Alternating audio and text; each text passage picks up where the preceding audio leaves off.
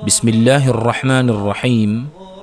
Assalamualaikum warahmatullahi wabarakatuh. Para pemirsa sekalian yang berbahagia, semoga Allah subhanahu wa ta'ala melimpahkan kepada kita keberkatan, dan semoga Allah subhanahu wa ta'ala memudahkan segala urusan kita, dan semoga Allah subhanahu wa ta'ala mengampuni dosa-dosa kita semuanya. Amin ya rabbal alamin. Para pemirsa sekalian, berikut adalah yang kaitannya tentang bagaimana kriteria mencari istri yang diidam-idamkan. Bagian pertama ini kita akan membahas masalah membujang. Stop untuk membujang. Berikut adalah merupakan tips bagaimana kita mendapatkan istri idaman. Para pemirsa sekalian, istri yang bisa membahagiakan suami merupakan idaman, dambaan, dan impian setiap lelaki. Oleh karena itu, mencari calon istri bukanlah perkara yang sepele. Bahkan ia merupakan perkara yang sakral yang hendaknya setiap laki-laki berusaha sebisa mungkin untuk meraih calon istri yang terbaik. Barang siapa yang salah melangkah tatkala memilih calon istri, maka ia akan menyesal dengan penyesalan yang sangat dalam. Bagaimana tidak? Istri adalah teman hidup untuk waktu yang bukan hanya sementara, tetapi bertahun-tahun, bahkan bisa sebagai teman hidupnya hingga akhir hayatnya. Bayangkanlah, seandainya istri yang menemani perjalanan hidupnya itu adalah wanita yang baik, yang selalu membahagiakan hatinya, yang menyejukkan mata jika dipandang. Sungguh nikmat perjalanan hidupnya itu. Namun bayangkanlah seandainya yang terjadi adalah malah sebaliknya. Bayangkanlah jika teman perjalanan hidup Anda adalah seorang wanita yang selalu membuat hati Anda jengkel, selalu menghabiskan harta Anda, selalu melanggar perintah Anda, selalu. Sungguh perjalanan hidup yang sangat buruk di kemudian hari.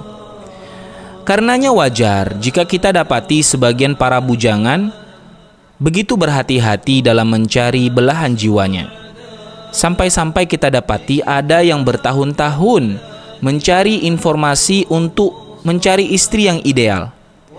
Persyaratannya yang bertumpuk dipasangnya demi mendapatkan calon yang ideal.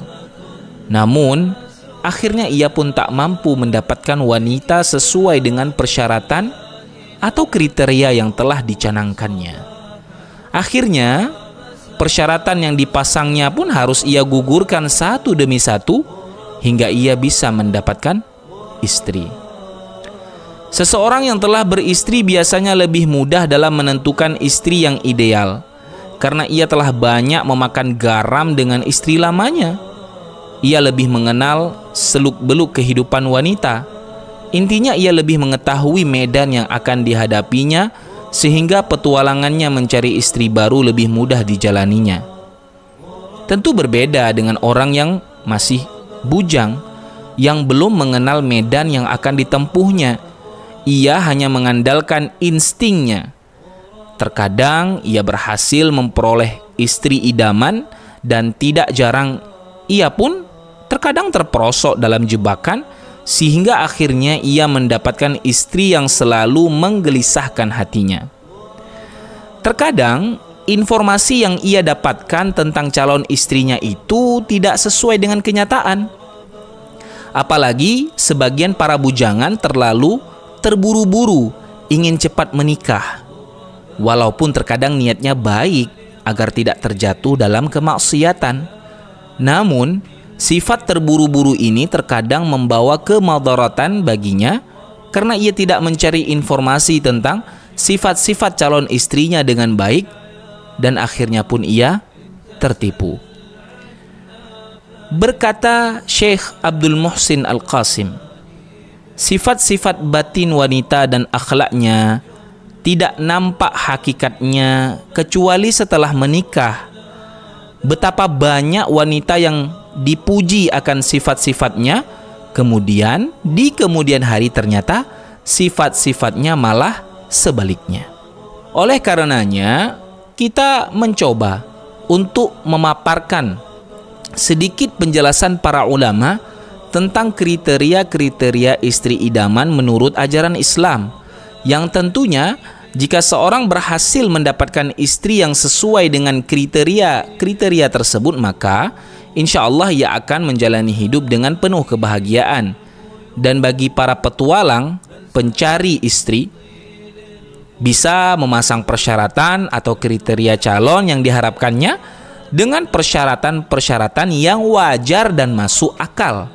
Selain itu, ia bisa menimbang manakah di antara kriteria-kriteria tersebut yang tetap harus ada dan manakah yang bisa digugurkan mengingat situasi dan kondisi. Untuk Anda wahai para bujangan, pernikahan merupakan ajaran yang sangat dianjurkan dalam syariat Islam, mengingat betapa banyak keutamaan dan fadilah yang bisa diraih oleh seorang pria muslim dan wanita muslimah dalam mahligai rumah tangga.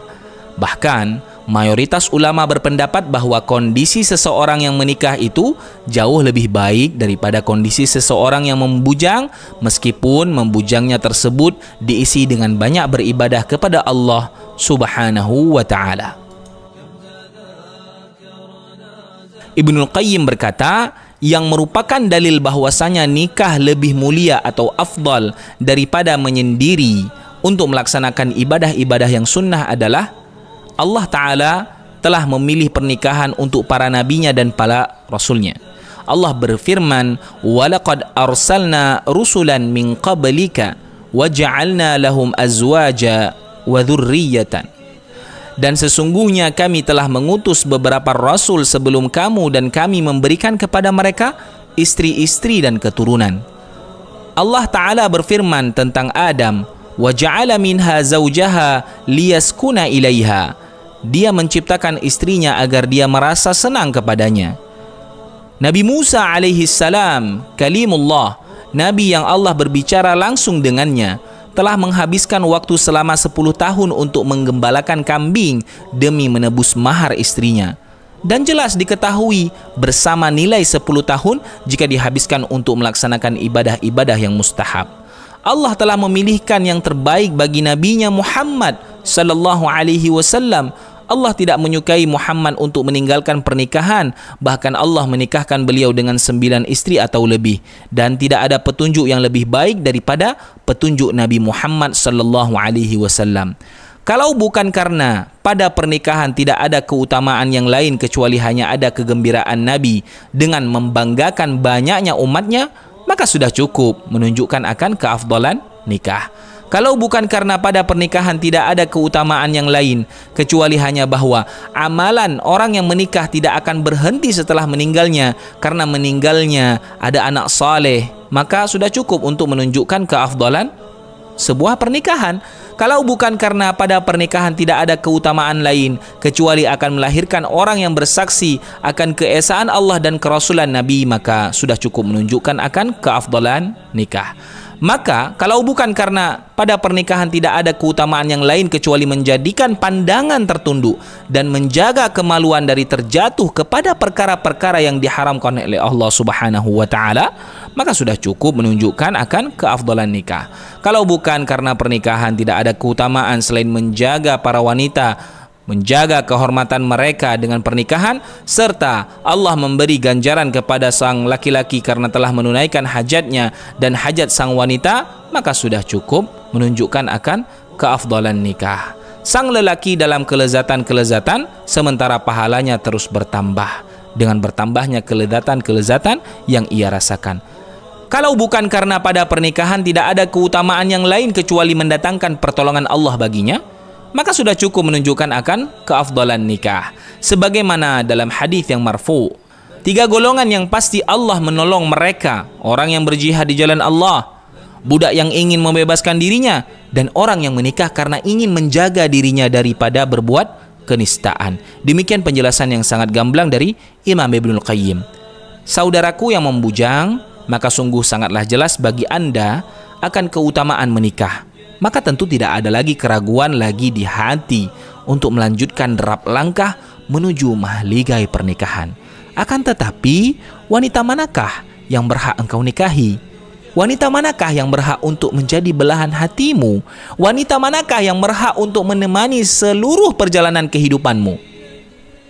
Insya Allah, di episode lain akan kita bahas. Wabillahi taufik. Wassalamualaikum warahmatullahi wabarakatuh.